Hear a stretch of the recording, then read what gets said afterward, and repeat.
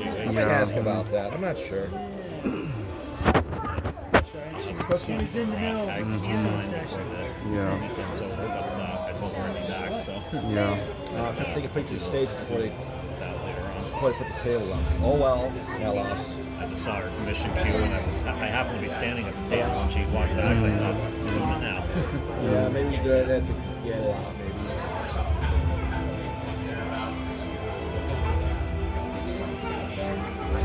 Maybe crank something for us. Right? I'm surprised there are not too many people here. I was surprised too. I mean, there's a ton of people opening, and all of a sudden it's just like a trickle. I guess tomorrow. I guess they find it. I'm thinking about asking about what happened in 2015. Yeah.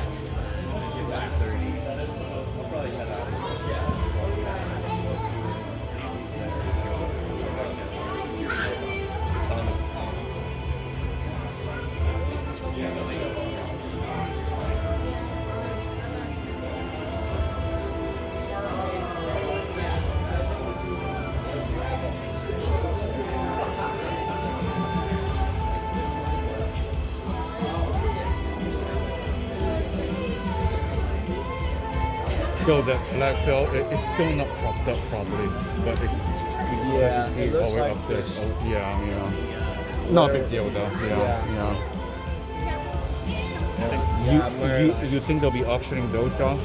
Yeah. Yeah. Not auction, not planning to go into it. Nope. I'm not going to buy something I can't display. Yeah. The flags I have, I barely display as it is. Right. It's sad because I didn't bring it out for you guys yesterday. Those tiny banners, that's the one you have with your old suit, Correct. right? Yeah. The only thing I might possibly go for, if they do it, if they auction off those little horsey figures that they're stomping around, that'd be the only thing I might go for. Yeah. Otherwise, I don't think there's a flag this year. I think I'm only maybe at the most I go for the banner. Actually, I'll start photographing the banners outside these rooms here. Yeah. While I'm behind on this stuff here.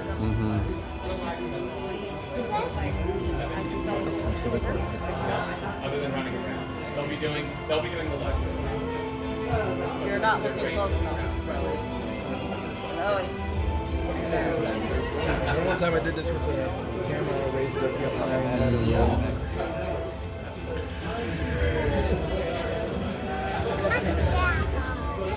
Yep. Their dad's walking around with a lightsaber as well.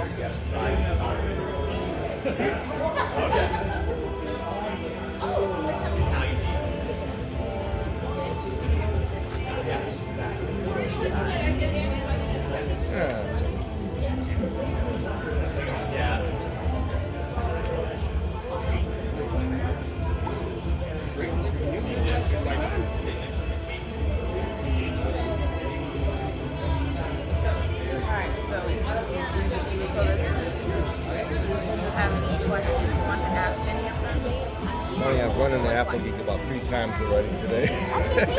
Yeah. Photographed a couple times. And someone took that picture of my camera when I stepped away. All I tried to my out of there on the pocket before I lose it. Have you been on any game shows lately? I can't say. Now I'm wondering. It's like, what else did you go on? You can't say, can you? Well, you're gonna surprise us one day. Yeah. Well, I can tell you this: I did compete on Taylor's version of Hollywood Squares at Vancouver Pony Expo. Oh, okay. Yeah. All right. There's a video of it on YouTube. I was a contestant. They called it Bridalwood Squares, of course. Okay. And that was tough, very tough. But yet I somehow ended up winning the thing. Okay. Yeah. No, I'm talking about like game show on TV. Yeah. You should try Let's Make a Deal. Yeah. I would like to go to a taping of that. Yeah. I mean, I already know exactly where it Yeah, tapes, so that I can see you on that, definitely. Yeah. Yeah. After seeing you on Price is Right. That was a shock, man. Oh my god. I know. But your panel was awesome. Yeah. Oh, yeah, thank you. Yeah. Oh my god, you did a great job on that. Yeah. Amazing. Yeah. Yeah. I wanted to just retell the whole story. Yeah. And you do good. You do very good. With a lot of nerdy, detail. Just, yeah. No, I mean you speak very well. It's probably because you're a pilot. You know how to talk to people and stuff like that. Yeah. Yeah. Thank you. Yeah. Yeah. Yeah. I didn't know if it would actually get chosen, but I guess they felt it was so fitting with the con theme. It was kind of hard to wear. So. You and Fifi has no fear. Yeah. That's what I noticed. Yeah. No fear whatsoever. I'm used to being a con panelist though, because I've been doing panels at Fernal Equinox for years. I see. So yeah. that does help. I mean, I host Jeopardy at Fernal Equinox every year. I wear a suit and tie, and I cool. And I I stand in front of the audience, and I basically dictate the whole okay, all right thing. Like they call the category, I read it out. Right. And, Right. I poll the audience. Hey, what's the correct response? Nice. So I don't know. I'm fairly used to it. Cool. Yep. Nice. Awesome.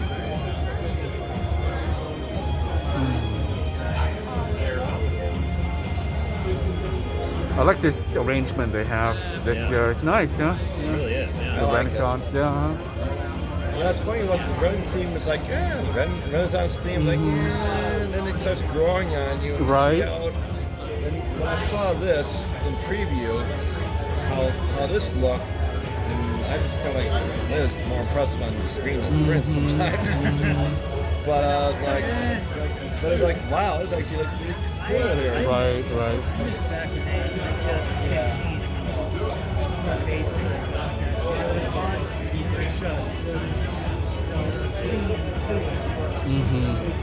that's just me. I think but I think with now a theme, since the show's not really in production, there's something to stir up some creativity. You know what I'm saying? Spur some stuff on. Otherwise, it's like, yeah, we're here. So I think that's probably helps out if you have a theme that's something that inspires a little more collaboration. That's all we have because there's not much else to go on with that. You know what I'm saying? And you're just, you see your friends, you're just rehashing the past as opposed to trying to come up with a mutual creative spirit. That is what the themes help us. I know what you're getting at. Some of that for a while, like the themes did dip away a little bit, but now it's like it seems like the themes help drive the convention a little bit. She just does them while you wait, so you don't have to worry about like her queue filling up as long as she's there and there's the huge line like waiting. Then you can get one done too. Nice. Yep. Oh man. I've been quite fortunate to have had him drawn by so many IDW comic artists. Yeah. He's been drawn now by Agnes, but also by... Hello, check. Okay. Hello. Hi, everybody. How's it going? Oh, come on. I know it's morning. We could get a little louder than that. How's it going? It's great to see y'all again. It's been 2 years since we've seen y'all. Got to see so many here. How many people is your first convention, period? Anybody first Whinny City? Raise your hand. Okay, I'm seeing more. Okay, nice. We got some new people. So, nice, thank you. So, for people who don't know how this works, hi, I'm Thought Penswell. I run RiffPonies. Thank you, as all the people who said hi. I'm Thought Penswell. I run RiffPonies. We do a whole thing. I'm on like 10 panels this weekend. You'll get annoyed at me, I promise. But today, we're going to be doing a guest of honor Q&A. Which means that I'll get to ask some questions, and then you'll get to ask some questions to some very important horses back there, which you're all very excited for, I'm sure, right? Thank you. That's the answer. So, to explain how this will go down, because you get to ask questions, I have a couple of friends, the crew back there, Do the Daring Do and the Valen. They will be passing around index cards and pencils up here. Raise your hand when we start the Q&A if you would like to ask a question. We'll do that in the second half of the panel. Make sure you return the pencils so everyone else gets to ask a question as well. And we'll get to that in the second half of the panel. So, Stick around if you want to hear your questions asked. I'm sure they'll all be perfect and awesome and amazing. But before we get to that, I have to introduce some wonderful people back there that I got a chance to speak to just now. You've heard them for years, so let's get to it. Leading off, I'd like to introduce Chris Britton.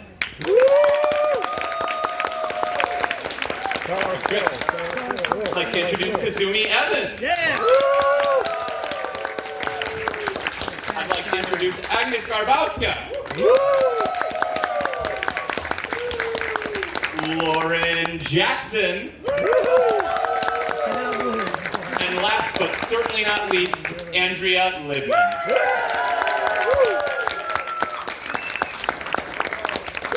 Where's my crew? Oh, thank you so much. I'm getting handed paper. Where are my crew? There you go. There are the index cards. These are the pencils. This is a professional operation going on here. Well, I get to ask the same question that Charlie and everyone asked before when you were all up here. Welcome back to the stage. Welcome back to Whinny City. How's Chicago treating you so far, everyone? Amazing. Oh. Microphones. Hello. It's been we know how to do this. How dare I? No, it's great to see you all again after 5 minutes before. But I'd like to say for everyone out there, it's been 16 years. I'm going to put a number out there. I hate putting out numbers in this fandom. It's been 16 years since Friendship is Magic first aired. Wow. And people are still, I know, right? Big exhale. People are still coming out here to hear your voices, to hear your stories, to share their stories, how you've impacted them. What does that feel like, being part of something that has that much impact on people's lives? It's incredible. It was so unexpected from the get-go. We never imagined that we would be here, and it's just such a gift. It's so amazing to interact and connect with all these amazing fans and people from all over the world, and it's just a gift that keeps on giving. It's so good. Perfectly put. Perfectly put. It feels very rare that a fandom and a community is so intertwined with the material. And I remember when I was first cast, that was something that many people said, like, wait till you meet all the fans, and like, wait till you get to meet all the people and the creators. And the fact that it's so hand in hand, I think, is super rare and super special. And just the creativity blows me away. Oh my gosh. And like spins my imagination to far off places. And as an artist, that's incredibly rejuvenating. Did you expect the stairs part of the equation? Someone made me a set of stairs at a con once, and I still have it. So pretty touched. Rules. Yeah, it's a real dream because I grew up with the original My Little Pony and I loved it. So to be cast on it, I was 19 years old, I think, at the time. Really? Yeah. And so it was a real dream come true. And then I think this show has been, in the best way possible, like the perfect storm, because the animation was amazing, the music was amazing, the talent that the show has, attracted and involved. And like Andrea said, none of us expected it to become what it has, and the fact that we're still here so many years later, it's really cool. And yeah, Nice. It's surreal. I think it's the best way to put it. It's like draw like one pony. Well, for me, it's funny. I actually got hired on My Little Pony. Not even drawing My Little Ponies. It was my short stories and my storytelling. They're like, hey, can you draw a pony? I'm like, of course I could draw a pony. Guys, the pony was like the weirdest looking pony ever. But you know what? You just keep drawing so you get it right. I submitted the best pony I had, and luckily I got hired. And that was like over 13 years ago, so it's pretty crazy. More numbers. I don't think Chris's mic is working. Oh, Chris is But you can still hear me. of course. Got a loud booming voice. As Andrea said, it's a gift to be a part of this and to see the enjoyment of the fans who come and show their appreciation for the characters, the storylines, and how they love it. I just want to pass a story. When I was at My Little Pony, a woman came up to me who was perhaps about 30, and she had been in the armed forces and had seen combat. And she said, this show helped me through my PTSD. Because it wasn't explosions, it wasn't bombs, people weren't being killed. It was something I could sit back and enjoy and have fun. And I thought that was a remarkable story. And I would never have thought of that. But that's one of the side enjoyments, benefits of a series like this. Anyway, I don't know why I thought of that, but So I was told that they actually have shared My Little Pony like to frontline. oh really? Yeah, soldiers in combat come back in and let's watch My Little Pony. Yeah. There's that whole subcategory of the military bronies that they're still really prominent now. There's so many of them. It is beautiful how much it can impact people like that, and what corners of their life it can, how much it can. So perfectly, that's a beautiful story, Chris. And how beautiful to be a part of something that has helped so many people. I think that's phenomenal. It's made so many friendships, even in my own life, so I can thank, and whenever I meet friends, it's like, oh, it was because of My Little Pony. Well, there you go. But it's not about me. We're talking about you all. It's beautiful. It is. It's about all of us. There. When you're here, your family. Now, you are. But you are in a way. I'd love to go back to you, Chris, because you have a legacy of, look at Chris Britton's IMDb sometime, because it's a list of legendary positions on there. Look at his IMDb when you get the chance. But I'd love to talk about, you came from dance, you came from drama, you came from theater. What was it like coming on to Friendship is Magic? I believe it was season 7 when you joined. Did you have a hand in the creative process of creating Star Swirl Bearded's character? Because there had been so much said and so much theorized by the community up until that point, a character we'd never seen. What was it like joining that canon? well,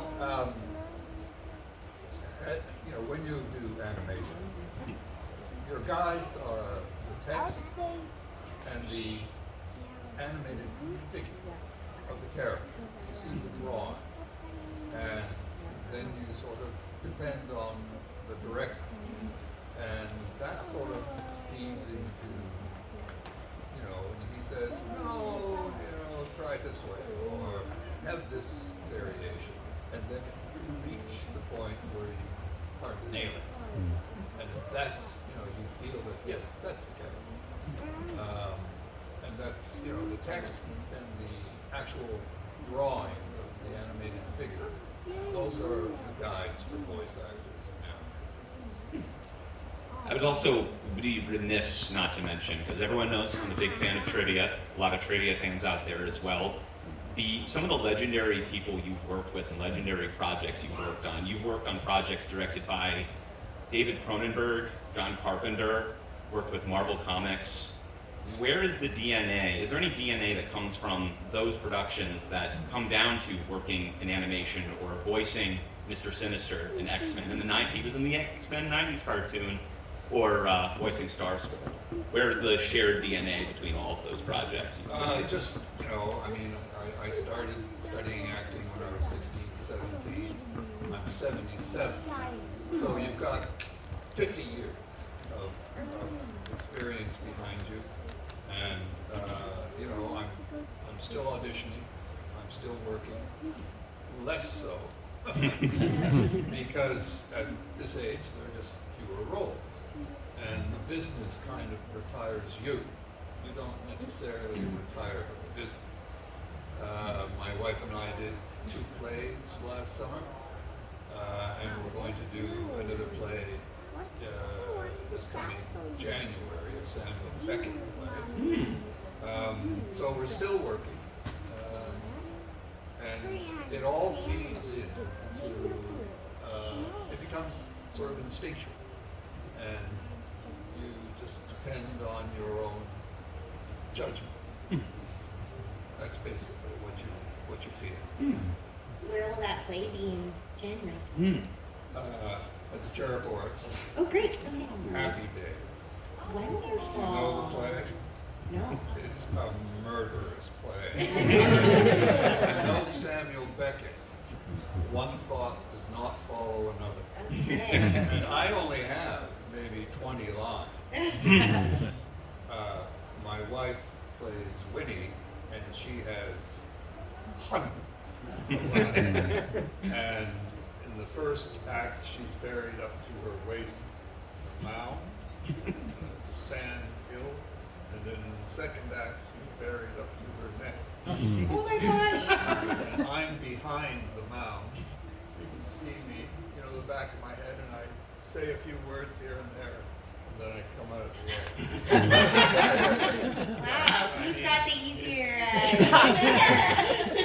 I do. Yeah. I'm there to support my wife. But famous actresses, it's considered sort of like a female hammer. It's an undertaking and a challenge. And it's, Billy Whitelaw, Irene Worth, there's a list of actresses who have done this. And it's being done in Toronto this summer with Nancy Long. Oh. Yeah, with Soul Pepper. Wow. You heard I'm it. gonna come see you at Jericho. I was gonna say, you heard it. Go support Chris. Go see Chris and his wife buried in the dirt. You were. That's right. Would you like to talk about that? Actually, it's fine. I was going to. That's a perfect transition. That's a perfect transition. I was going to say that's a perfect transition, though. And before I continue, raise your hand if you want to ask a question. I have friends over there that will come around with paper and pencils. Keep those hands raised. Remember to return those pencils and turn them back. But that's a great transition. And what I wanted to ask was, all of you have had massive resumes of legendary careers. Is there anything that you learned from experience on, say, Madeline, Lolly Rock, Grumpy Cat, Far Cry 5, name them? Is there anything learned from their pearls of wisdom that played into something that you were working on in Prejudice Magic? Do the echoes from those roles feed into what you did on Pony in any experience? I can start. So, Madeline, I don't know if anyone knows that show, is the little French girl.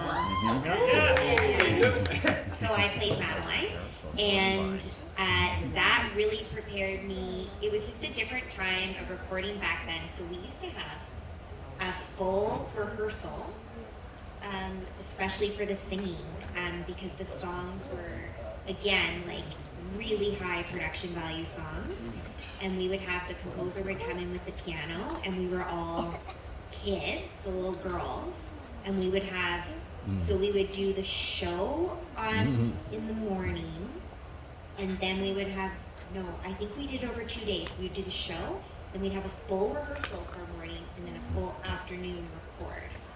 Yeah, so it was just like taking the time and learning, of course, like all about recording songs and singing all the harmonies in a song. And we would sing around different microphones, and we would switch up our positions. And so I think that experience was really helpful, because coming into My Little Pony, it was, again, really high production value songs, but in a time where, okay, all of a sudden studio time is money, we got to get this done as quick as possible. So definitely had that preparation and that base and learning, and then to be able to come in for My Little Pony, and it's just like, get it done.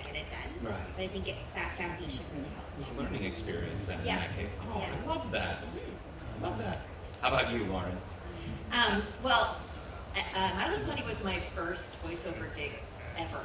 So I hit the jackpot on the first try, which was very exceptional and exciting.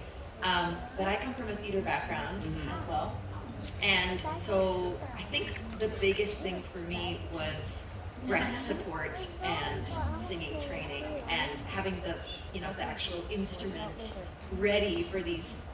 As you know, it's a very fast-paced show, and so getting enough breath support and everything to be able to carry through was very helpful. And, when the nerves coming in day one and being like, oh, there's Ashley Gall, and there's Andrea, and like the nerves start to rise, and it's this really beautiful almost precious thing that's been created that I get to have the great fortune of joining the ride on. And so that breath support also helped me with some show nerves that came up. I think it's hard to come on to any, I don't know if you all feel the same way, like any show with a tight-knit cast, and then you come in and you're the guest or whatever, or you're new, like it's a bit like you're the new kid at school, right? Even if you may know everyone, but you did a great job. You came and were awesome. Thank you. It does help that everyone was very kind.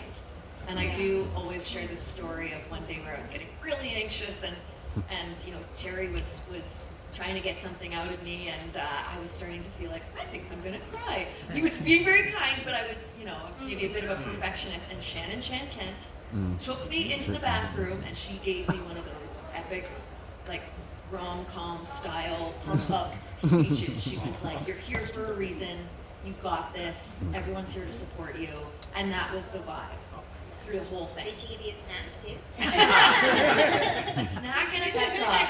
Always cute. Yeah, well, like My Little Pony was my first voiceover job too. I was a musical theater kid. I wanted to do musical theater. I thought that was kind of my trajectory. And then My Little Pony happened, and that really opened the door for my voiceover career. But I think having all that theater experience really helped prepare me, especially for the songs and the singing portion of the show. And if you think about theater and voiceover work, they're both larger than life. Animation is, at least. And so when you're doing theater, you're really projecting to the last row within the theater, or trying to. So having that experience, I think, really helped my experience on Ponies. Yeah, lovely. Love it. And for Agnes, talking about your work and its impact, I still see Discord community, different fandom communities that will still go back and reread through the comics to this day, from 10, 15 years ago to this day.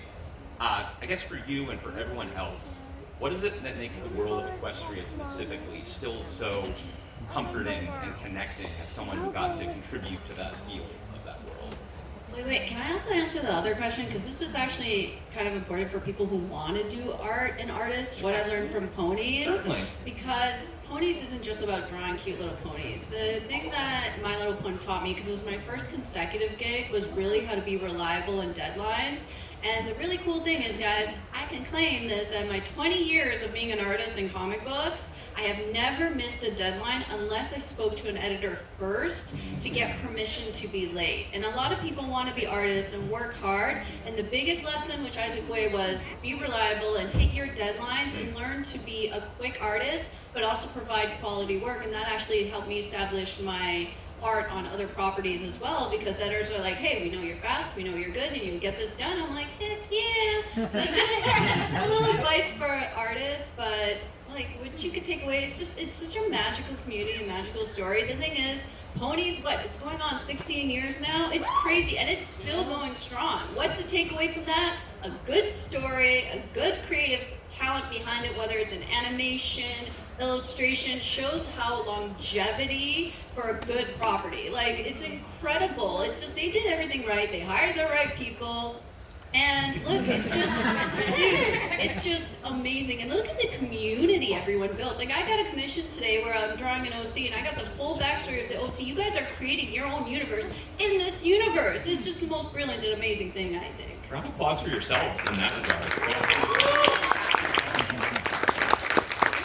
You mentioned deadlines and being on time, and that is, in a lot of places, half of it. I am wondering, what was the greatest lesson, Agnes, that you learned from working on the IDW comics that you may have applied to a project since, in DC Superhero Girls, anything that you've done since? Actually, there was a lot of play. The biggest thing is currently I'm working on my first actual writing gig where I'm hiring an artist for a company, which I'm really excited about, because when I first got hired on My Little Pony, I was actually a writer and artist. I was doing both, but they were specifically looking for an artist, so I came on an artist, and I got bottlenecked, which, mind you, it's a very, very good bottleneck to be in, but because I was doing art, I kind of stayed in that, and I kind of put my writing back to the side. But as my arm's starting to slow down now, down, I am noticing, I decided, hey, why don't I revert back to writing? And the cool thing about working at My Little Pony for so long is I drew so many stories from so many amazing writers, and I really started remembering those stories and what worked in the story, what didn't work in that story. And what's really cool is I can now take that and apply it to my own work, going, okay, I remember this one issue. What did the writer do in this that really worked with the character development? So I'm really happy that now something that worked on so long, I could apply it into my own work and really take those lessons and also apply the friendship stories into my own work. And I think that's really cool. So something I built my whole career on can now help me in taking my career to the next level as well. Perfect. I love it. There was a social media, I also run social media for a convention, so I recognize Great Game from that. Whinny City, in their announcement for the guests of honor, they named Andrea here as the heartbeat of Equestria, your voice. I know, it made my heart melt. As someone with not only a legacy in voice acting prior to Pony, and you mentioned it before, was there a feeling stepping in to, especially working in the previous generations in Pony, was there something in the air that felt different going into recording for Friendship is Magic? Yeah, absolutely. It was, I'd never seen character descriptions such as the ones that Lauren had put together. They were so detailed. The characters were so well thought out. It was almost a full page description, but a worthwhile description, because sometimes there's pages and pages of description, and it was a full rounded character, and you felt right away, even just reading those, I know what they're after, I know how I'm gonna go about this. So just even stepping into the audition process, it did feel different. And it felt, it is exciting. Like, I also grew up with My Little Pony, like, to come into a legacy property, I did feel at first, I'm like, oh, My Little Pony again, right? Because there had been so many generations. I had worked on several of them, so it's like, okay, they're redoing it again. But it felt so different, and there was pictures of what they were going to look like. It's like, okay, this does have a different feeling. But never, ever, ever did I ever expect. I was going to say, could you ever imagine that? Exactly. I couldn't. But, continuing with that, when it comes to challenges that you faced on the show, I think the voice performances on the show, and we take for granted how incredible the voice cast is on this show in particular, because I think my question would be, when you get handed something like, play 5 different iterations of Fluttershy, personality-wise, right? Or be hundreds of yourself as Pinkie Pie. As a voice performer, is that challenging? Is that intimidating to get handed that from the crew? Or is that like, okay, I get to go? Right. But it's kind of like, is that intimidating, or is there like this, okay, I get to, like, here's something I can tackle? I think for me, that's something that changed over the course of the series. This was the first show I had ever done where I played multiple characters.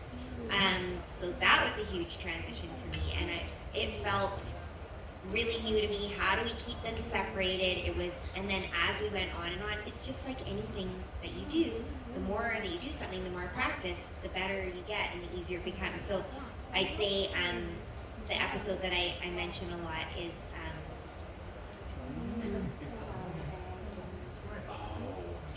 Madame Lefleur and Party Boy. I was gonna say they'll know.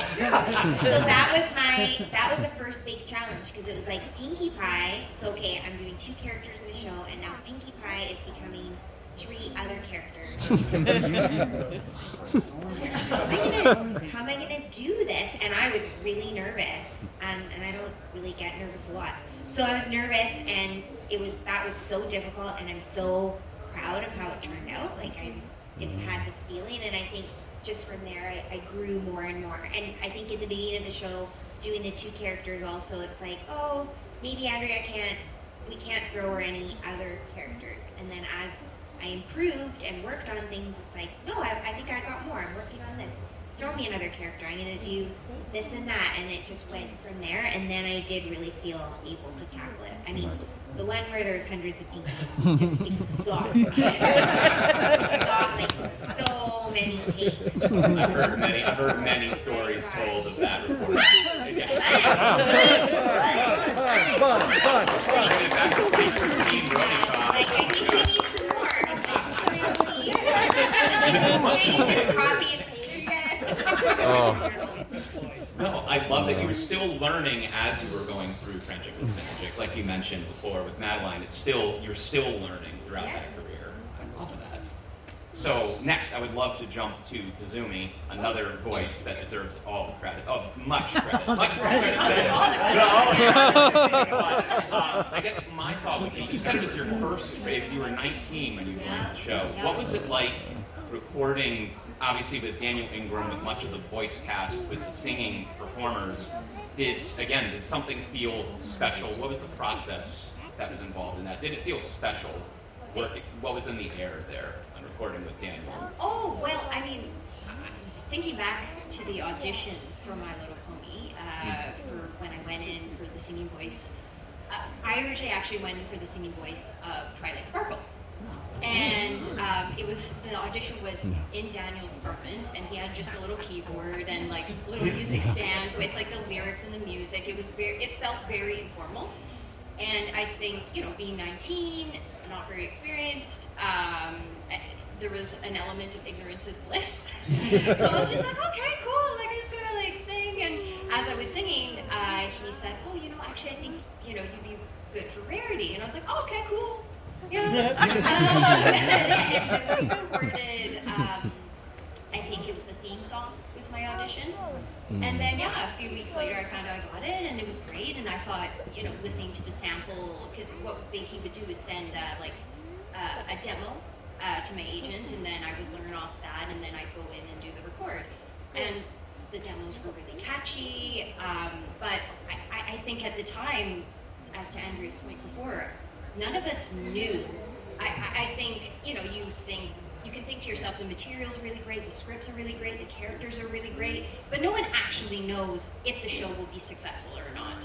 And especially for me, it being my first time around, I was like, okay, like there's just an element of just go along with it. And then, it was a wonderful, lovely surprise when the show did blow up. And I remember hearing through, I think, Andrea and Tabitha saying that there were fans showing up at the recording studio, and I was like, wait, we have fans? Like, that's so cool, So, it's been a wild ride, but I think I really didn't know what to expect because I just didn't have the experience, to be very honest. Right. Which I think, was a good thing. And onto that same point, you've also brought to life characters such as Adagio Dazzle, Moon Dancer, of course. Wouldn't go without mentioning her, and Octavia. What is the process? And Chris talked about it earlier. What is the role of the voice actor, especially everyone can answer it, in crafting those characters that may be a beloved fan character that has never really had that you get to flesh out?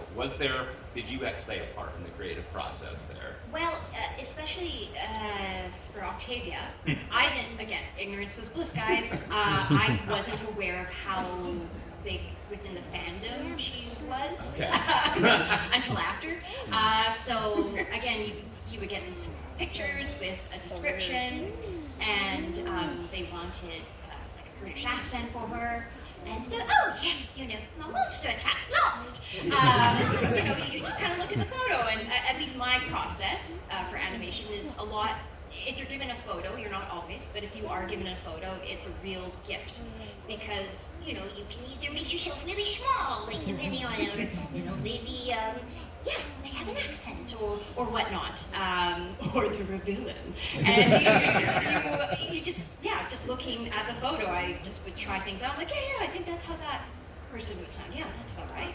And I guess that's my process. It's not overly detailed. No, I love it though. It's great to get a peek behind the curtain, so to speak. And speaking behind the curtain and kind of talking more, Lauren, you kind of touched on it earlier. What was it like jumping into was it intimidating suddenly discovering there were millions of these people who were watching this show, that you were jumping into basically a legacy already in progress? Absolutely. But it's so rare. I know I keep saying it. I'm going to just beat this drum all day because it's such pure love and energy into something, and people take it and they make it their own, and so it makes me feel like I can kind of take it and run and make it my own. And at the same time, as it's been said, everybody is so clear on what they want, and it is actually, I personally find it helpful with clear instructions. I know what the shape of the dance floor is, so I can just go dance. Right. You know, like they built such a clear world and aesthetic that it really felt like I was welcome to do my thing within that, and then I could trust that everybody around me was doing their thing and would help guide me when I was maybe drawing outside of the lines. I'm mixing metaphors here, but Right. I think Absolutely. you maybe The picking up. dance. Yeah, That's dancing, great. drawing, we're creating. But just that, you know, when people in my life who maybe aren't actors or aren't connected to Pony ask me like, well, who are these people that love the show, and where are they coming from? I'm like, it's such a beautiful spectrum, and everybody comes to it, I think, at the end of the day, to the very core principle of the friendship and the magic, and I think that is just the most healing, beautiful reason to be excited about something, and so I'm so happy to be here and to have been welcomed into that. Absolutely. Absolutely. Round of applause for Lauren, for everyone. Speaking of you fans, I've got a whole stack of questions from you out there that I would love to read to all of you, if you're down for that. You could just say no and that'd be the end of it. Gotcha. And they were never invited back. And if you have further questions, raise your hand. Still passing around. We can get a few more in as we're going, but I will lead us off here. So this is specifically for the VAs. Who is your favorite character to voice in general, whether it's past or present, and why? No.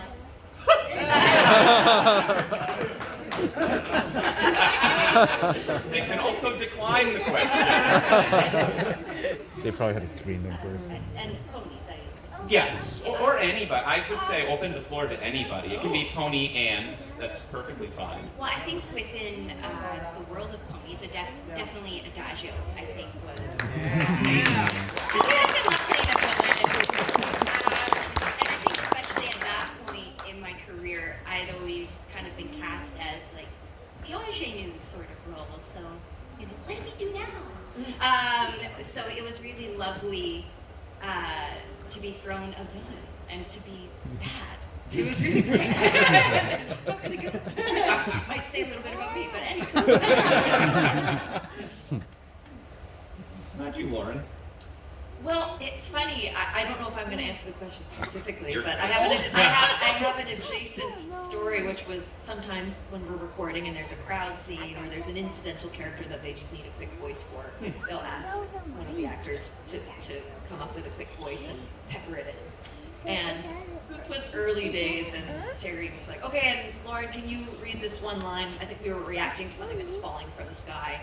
And Ashley had just done one, and she couldn't do a voice like this.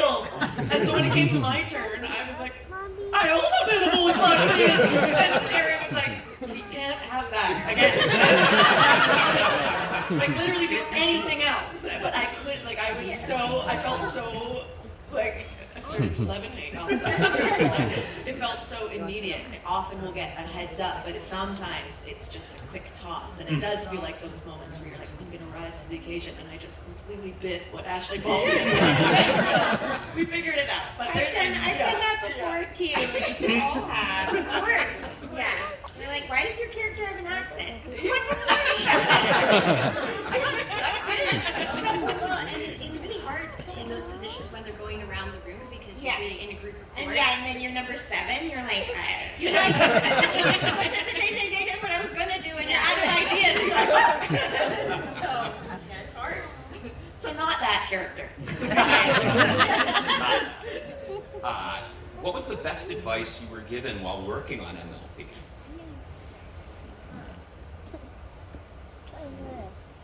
Something.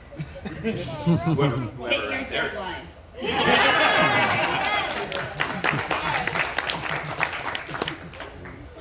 I'll just quickly say, have fun. It sounds trite, but I think you can sense it when there's fun and joy behind it. Yeah. And not to get bogged down by the doing of it. That's, yeah. That applies in any creative field, I find. Even when, I mean, this is not nearly what you all do, but when we run programming for these conventions, when we're having fun, that's all that matters, and that's infectious to everyone out there. So that's an eternal truth, I think. I don't know, Mike, don't talk so fast, we can't understand you. Valuable, also valuable. What is everyone's favorite Friendship is Magic song? I like the song that Fluttershy sings with her brother. And it's called... I can do it on my own. I can do it on my own. I really like it. What's the episode's called? I can do it. I was looking right at Kazumi. That song is an awesome song. It sounds so epic. I can't name any by name, but I just like this. Well, it sounds very conceited saying the ones you say. Yeah, the ones you know. Well, thank you. That's very kind. I think for Rarity becoming popular. Probably my favorite. And then the Dazzling songs for Equestrian Girls were really fun as well, because they were quite a departure from anything I had done as Rarity. They were a lot more poppy, which was fun. So yeah. I really like the Equestrian Girls song. Yes. That is a fabulous job. Let's see, there's a lot of good questions here. Oh my gosh. We've sort of touched on this. How was the general mood of the recording sessions of Friendship is Magic?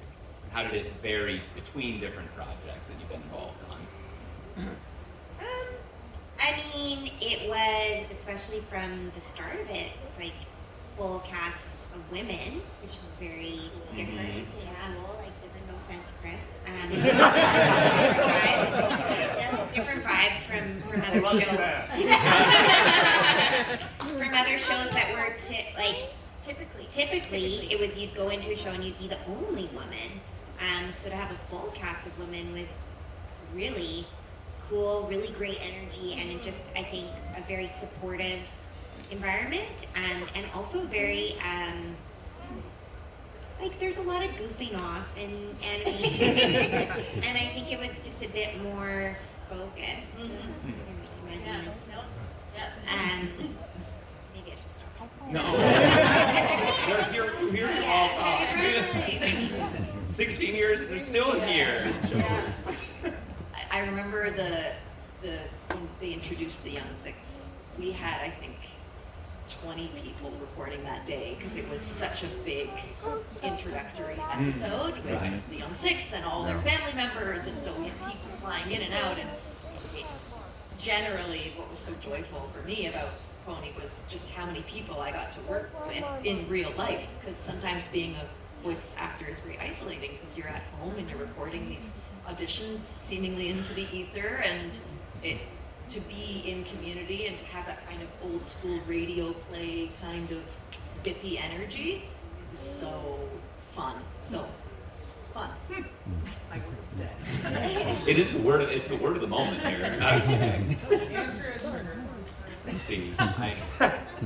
What was the first ever performance in your life you remember doing? First time you performed, or first work of art for you too, Agnes? I couldn't draw anything when I was a kid. I was a horrible artist. I'm straight up. I used to love drawing little doggos because I was hyper obsessed with 101 Dalmatians, and now I know I was dyslexic, so a teacher actually helped. One teacher at one school helped me with that. But I drew so bad, my mom couldn't figure out what kind of animal it was. My dogs looked like horses, my horses looked like dogs. I was drawing My Little Pony, but the ponies didn't look like ponies. So my mom always said, "That's a beautiful drawing." So that's my first memory of my horrible original art, that I tried my very best. But look, I've come a long way since.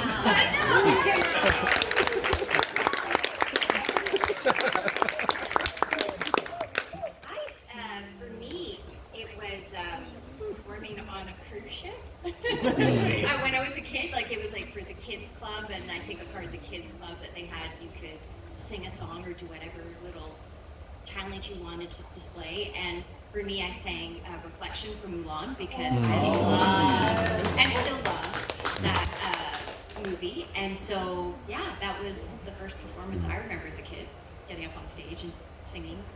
Yeah. Yeah. How about you, Chris? I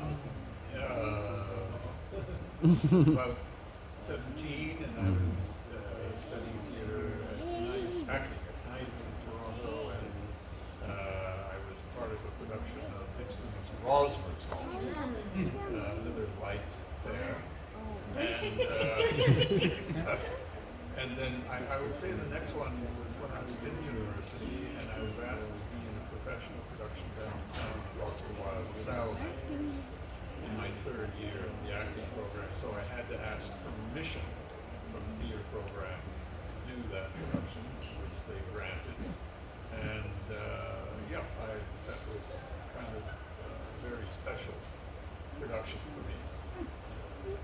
Because I played Yochanan, who loses his head. Salome. So, yeah, those were my, I guess, strongest memories. I love that breadth of experience we have along the table here, talking about starting in the first role was Friendship is Magic, and then going to your legacy too, Chris. I love that. I love that span we're having here. It's beautiful, I think. It shows the sheer spectrum of talent we've had. Well, I get asked a lot how to get started in the business. And my advice has always been, do everything. Do voiceover, do commercial, TV, film, theater. Because when you're not working, and you're not being able to pay the rent doing voiceovers, you might get a commercial. Or you might get 3 or 4 days on a TV movie. Don't limit yourself. Try it all, and each skill feeds into the other, and that's the way it was for me. Our biggest concern now, of course, is AI. But we won't get into that. Living, breathing artists here. That's the important thing. We love that. For everyone, favorite dragon in media, any media. I'm so biased. Spike launched my pony career, so I have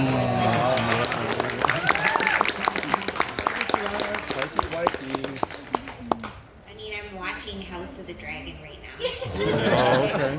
But the dragons don't seem very friendly. You guys know this, How to Train Your Dragon. Oh, yeah. But did you know that the books are completely different? Has anyone read the books? The books are complete. I highly recommend them. It's not at all. They took it and made it into the movie properties, and those are delightful. It's a completely different premise. Really? And they are hilarious. And then, what's the name of the Toothless? Toothless. Yes. Uh-huh. Toothless in the books is hysterical, like so sassy, so much attitude, and I'm a huge book nerd, but I recommend. Oh. Andrea and I, like, during COVID, were in a book club together. Yeah. Like, The book club is still going, Kazumi. I know, it's just I know it is. I had kids.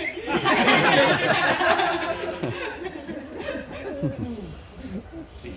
Any other dragons you'd want to note? Any dragons we got? Is it Pete the Dragon? Yes. Yeah, because I think that's one of the, that's the Disney one. Yes. Yeah, because, my oldest, he's 4. He's, I think he was watching that the other day, so that's what sprang to mind.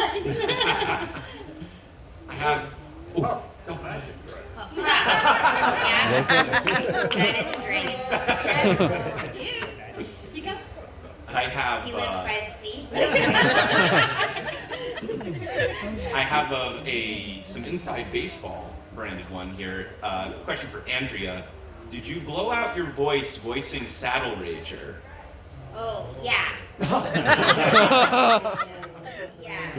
Yeah, no, that was brutal. I did. Like, I couldn't speak for the next day I had no voice. Oh, wow. Yeah. Was that more challenging or too many Pinkie Pies? That's frustrating. No, that was more That challenging. was? Too Wow. many Pinkie Pies. It's just like, yeah, we can go all day. We can, that's fine. Wow. We have a couple more minutes, a couple more questions we can fit in. Favorite pony you didn't play, and for Agnes, favorite comic you didn't draw. Granny Smith. That's true. That's a good answer. Derpy. There we go.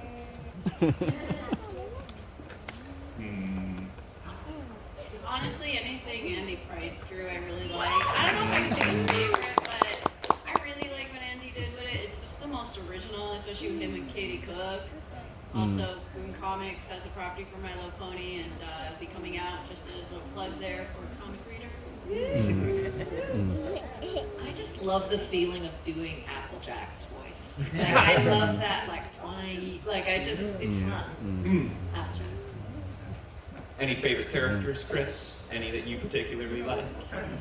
They're all so terrific. I don't have a favorite. They're all your favorite. Best answer. Best answer. Best answer. Very diplomatic. Everyone's best friend. Chris, do you reside in Toronto? Is that where you reside right now, Toronto? Yes, I'm my first 50 years. Wow. I'm from Toronto too. That's why I was just like, hey. I currently reside in LA, but I thought that was super cool. It's like a Canadian invasion on the stage. Shout out to Canada. Shout out to Canadians. Just to tell another story, X-Men, the animated series from 1992 to 96. They started to audition in LA because it was created, and they couldn't find the voice actor. And so they came to Toronto, and the actors who got the roles, myself included, had all had a theater background, and it was just the ability to elevate the text just enough that the characters came alive. And so that whole series was recorded in Toronto. And, you know, we never knew that it would become such a success. But that to me was an interesting insight into the Canadian actor's experience and background, and training, and variety of work that's done. I love it. It looks like we thank you. Genuinely, thank you for all your work, Chris. It's been lovely hearing from you. It's been lovely hearing from you, Kazumi, Agnes, Lauren, Andrea. Thank you all so much for joining for this lovely Q&A this morning. Thank you all for all your great questions. There's a whole stack of them that I still have here. If you'd like to ask more of those and to tell them your stories, how much you love their characters, the show, you can go visit them at Autographs later today, throughout the weekend, or go visit Agnes at her booth in the vendor hall. I'd like to thank all of you for joining today. This was a lovely Thank you. You're a great interviewer. I'm gonna melt. Thank you, everyone. Thank you so much. Have a great rest of Whinny.